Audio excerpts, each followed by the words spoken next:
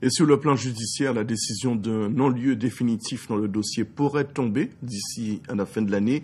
Cette demande de non-lieu du parquet de Paris suscite une vive émotion chez nous, en Martinique comme en Guadeloupe. Mais qu'en pensent les partis politiques au plan national? Dans les couloirs de l'Assemblée nationale, le reportage de Casey Wetchop Taï avec Serge Massot. Des centaines de Martiniquais dans les rues de Fort-de-France le 8 décembre pour dénoncer encore l'usage du chlordécone par l'État aux Antilles pendant plus de 20 ans. Pas question pour eux de faire taire leur colère alors que la décision du tribunal de Paris est attendue fin décembre et que le parquet requiert un non-lieu. Au niveau de la représentation nationale, les avis divergent d'un bord à l'autre.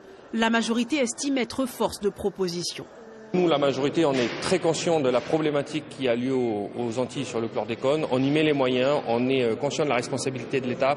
Après, la justice, c'est la justice, on verra bien ce qu'elle décidera. Ça ne nous appartient pas à nous de commenter.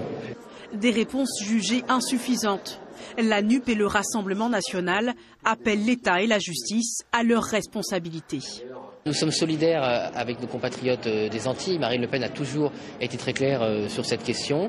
Donc c'est une très grosse responsabilité, et même irresponsabilité, qu'a pris le parquet de Paris. Et ça nourrit le sentiment que souvent les forces de l'État ont plus d'énergie pour se protéger eux-mêmes que pour protéger malheureusement les Français. Les procès, ça sert à ça sert à mettre sur la table. C'est pas comme des documents qu'on lit, c'est-à-dire qu'il y a des confrontations, il y a des questions qui sont posées aux parties adverses. Et là, il y a des responsables. Parce qu'en plus, derrière, s'il y a un non-lieu, ça veut dire qu'il n'y aurait pas de responsabilité. Or, il y a des responsables. Mais pour le président de la délégation Outre-mer à l'Assemblée nationale, l'histoire se répète. Pour le Polynésien que je suis, ça résonne avec nous, ce que nous avons vécu lors des essais nucléaires, puisque de la même manière, il y a eu la période des essais, comme il y a eu la période chlordécone, mais il y a ensuite la période des conséquences. Le lien de causalité, il est établi, il est plus dans la responsabilité.